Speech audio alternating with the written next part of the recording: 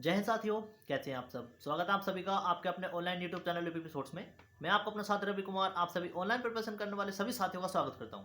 साथियों, आज की वीडियो में हम बात करने वाले हैं खेल कोटा यानी स्पोर्ट्स कोटा से निकली 534 पदों पर न्यू वैकेंसी।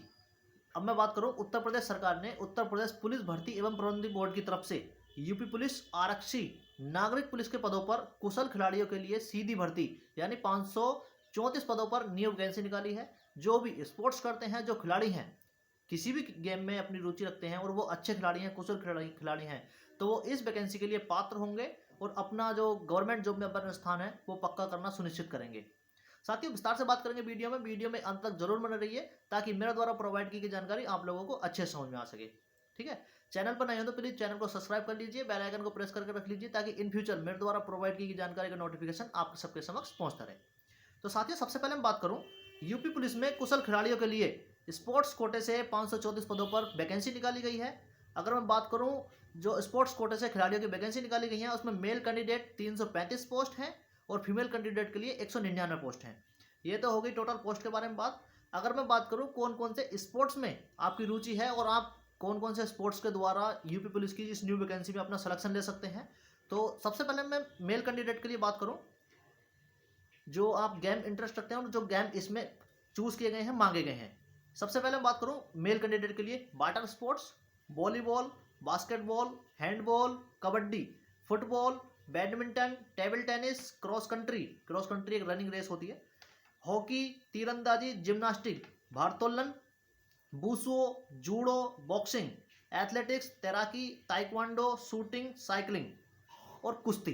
ठीक है, तो जो सभी ये खेल मैंने बताए, इन सभी खेल में जो मेल कैंडिडेट हैं वो पात्र होंगे। ठीक है, मेल कैंडिडेट के लिए ये सभी में से कोई एक खेल खेलना बहुत ज़रूरी है।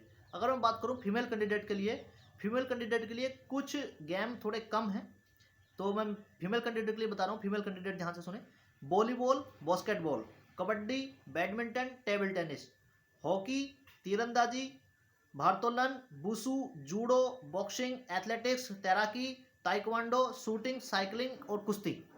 तो फीमेल कैंडिडेट के लिए मैं बता दूं, क्रॉस कंट्री, फुटबॉल और हैंडबॉल, ये 3-4 गेम नहीं है। बाकी जो मेल कैंडिडेट के लिए गेम है वो सभी फीमेल कैंडिडेट के लिए गेम है। इनका खेलना आपको किसी एक में आपका बिल्कुल कुशल होना बेहद जरूरी है। ठीक है, अगर मैं एज की बात करूं, न्यूनतम एज 1/7/2022 को आपकी 18 साल हो जानी बेहद जरूरी है। 22 साल से आपकी एज अधिक ना हो। ठीक है, तो 1 जुलाई 2004 से बाद का आपका जन्म ना हो और 1 जुलाई 2022 को आपकी एज 18 साल पूरी हो रही हो। ठीक है, अगर मैं बात करूं ऑनलाइन आवेदन 1 अक्टूबर 2022 से 31 अक्टूबर 2022 तक आपके ऑनलाइन आवेदन चलेंगे। ठीक है, अगर मैं बात करूं ऑल कैटेगरी में आवेदन शुल्क कितना रखा गया है, तो 400 रुपये। आपको कोई छूट नहीं दी गई है। अगर आप SC के हैं, ST के हैं, OBC के हैं, कोई छूट नहीं है आपको। आप किसी भी कैटेगरी के हो, आपको 400 रुपये पे करना होगा। ठीक है, अगर मैं बात करूं लास्ट डेट तक यानी 31 अक्टूबर तक जिसका पेमेंट हो गया उसी का फॉर्म अप्लाई माना जाएगा। बाकी जो भी कैंडिडेट बाद में अगर फॉर्म अप्लाई करेंगे उन सभी का निरस्त कर दिया जाएगा। ठीक है, ये इन्होंने जो नोटिफिकेशन है उसमें क्लियर कट लिखा है। ठीक है, अगर मैं बात करूं किसी भी एक खेल में कोई भी कैंडिडेट अगर फॉर्म अप्लाई करना चाहता है, तो वो जो मैंने ये खेल बताए हैं, चाहे वो मेल कैंडिडेट हो या फीमेल कैंडिडेट हो, किसी एक खेल में ही फॉर्म अप्लाई कर सकता है। ये नहीं कि मैं बास्केटबॉल भी आती है, हॉकी भी आती है, क्रिकेट भी आता है, तो इन सभी में अलग अलग मैं फॉर्म अप्लाई कर सकता हूँ। एक कैंडिडेट एक फॉर्म अप्लाई करेगा और एक ही खेल में निपुण होने के पश्चात। ठीक है, अगर मैं बात करूँ शैक्षिक योग्यता की, जो इन्होंने नोटिफिकेशन के माध्यम से जारी की है, आपको 12वीं क्लास होना बहुत ज़रूरी है, यानी इंटर पास होना आपको बहुत ज़रूरी है। अगर उसके समकक्ष भी हैं तो आपको बेहद कोई दिक्कत नहीं है। अब मैं बात करता हूं, कोई कैंडिडेट अगर उत्कृष्ट खेल सेवा के द्वारा भर्ती होता है और आपके पास न्यूनतम शैक्षिक योग्यता नहीं है, अगर आपको किसी भी खेल में आप बहुत अच्छे से खेलते हो, नेशनल लेवल के या इंटरनेशनल लेवल के प्लेयर हैं और आपके पास न्यूनतम शैक्षिक योग्यता मान लो 12वीं या उसके समकक्ष आपकी योग्यता नहीं है, तो आप क्या कर सकते हैं, आप इस शर्त के साथ भर्ती होंगे, आपको इस शर्त के साथ भर्ती किया जाएगा कि आगामी आप 5 साल में शैक्षिक योग्यता, जो न्यूनतम शैक्षिक योग्यता है वो आपको 5 साल में भर्ती होने के बाद में आपको पूरी करनी पड़ेगी। अगर आपने 5 साल के अंदर भी जो न्यूनतम शैक्षिक योग्यता है वो आपने पूरी नहीं करी, तो आपका चयन निरस्त माना जाएगा, आपको सेवा मुक्त कर दिया जाएगा।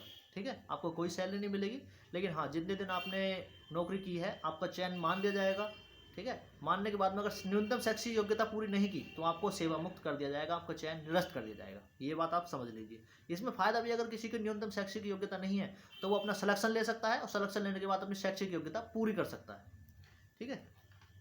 अगर मैं बात करूं, अगर कोई कैंडिडेट नेशनल या इंटरनेशनल खिलाड़ी है या पुलिस खेल नियंत्रण बोर्ड के अंडर अपनी प्रतिभा को निखारता है, अपनी प्रतिभा दिखाता है, ठीक है, तो उसको एज में 2 साल की छूट मिलेगी। आप न्यूनतम 16 साल के भी हो सकते हैं और मैक्सिमम 24 साल के भी हो सकते हैं, ठीक है। इसमें कैटेगरी वाइज तो छूट है ही, लेकिन उसके अतिरिक्त 2 साल की आपको छूट मिलेगी। न्यूनतम योग्यता में भी छूट मिल जाएगी, जो आपकी न्यूनतम एज है उसमें भी आपको छूट मिल जाएगी और मैक्सिमम में भी छूट मिल जाएगी, लेकिन उसमें कंडीशन दे रखी है, अभी आगे बताता हूँ। कुशल खिलाड़ियों को विशेष परिस्थितियों में, जो इंटरनेशनल या नेशनल लेवल के खिलाड़ी हैं जो पुलिस प्रशिक्षण बोर्ड की तरफ से खेलते हैं, तो उनको विशेष परिस्थितियों में छूट दी जाएगी। एज में 2 साल की और मैक्सिमम एज में 5 साल की छूट दी जाएगी। मैं अभी 2 साल की बता रहा था, तो मैक्सिमम एज में 5 साल की छूट दी जाएगी विशेष परिस्थितियों में। अगर मैं आगे बात करूं, न्यूनतम आयु छूट वाले कैंडिडेट का अगर सिलेक्शन होता है, जैसे मैंने बताई, अगर कुशल खिलाड़ी है इंटरनेशनल नेशनल लेवल पर, अगर उसको न्यूनतम आयु में अगर छूट दी जाएगी तो उसे 2 वर्ष के लिए खेल प्रशिक्षणार्थी के पद पर रखा जाएगा और वेतन 80% दिया जाएगा, ना कि फुल वेतन नहीं दिया जाएगा। 80% वेतन दिया जाएगा, 20% उसका सेव करके रख लिया जाएगा, ताकि 2 साल बाद जैसे ही उसकी एज पूरी हो उसके बाद में वो शासकीय सेवा में लिया जाए, यानी नागरिक पुलिस में लिया जाए। 2 साल तक वो खेल प्रशिक्षण में रहेगा जब तक उसकी उम्र पूरी ना हो जाती है, ठीक है। अगर मैं बात करूं एज काउंट के, आपके जो अभिलेख हैं वो कौन कौन से मांगे जाएंगे एज काउंट के, तो एज काउंट में आपकी जो 10th की मार्कशीट है और 12th की मार्कशीट में सेम एज होनी चाहिए, 18 साल से कम ना हो। विशेष परिस्थितियों में 18 साल से कम हुई तो 2 साल के लिए आपको प्रशिक्षणार्थी तौर पर रखा जाएगा। वेतन आपको 80% दिया जाएगा, 20% आपका एक प्रकार से काट लिया जाएगा, ठीक है। अगर हम बात करूँ चरित्र की, तो किसी भी प्रकार से आपका चरित्र बिल्कुल, जो आपका कॉलेज है या इंटर कॉलेज हो, डिग्री कॉलेज हो, जहाँ से आपने पढ़ाई करी है, वहाँ से आपका चरित्र बना हुआ होना चाहिए। चरित्र उत्तम क्या, आपका उत्तम ही होगा, ऐसी कोई बात नहीं है। लेकिन हाँ, अगर किसी पर पूर्व में मुकदमा लिखा हुआ है किसी प्रकार का कोई जेल गया है, तो उनके लिए कंडीशन ठीक नहीं हो सकती है, ठीक है। तो कहने का मतलब ये है, अगर आप खिलाड़ी हैं, कुशल खिलाड़ी हैं, तो आपका चरित्र उत्तम होना चाहिए। विवाह स्थिति के बारे में भी इसमें मुख्य रूप से दिया गया है, नोटिफिकेशन में मुख्य रूप से विवाह स्थिति के बारे में दिया गया है।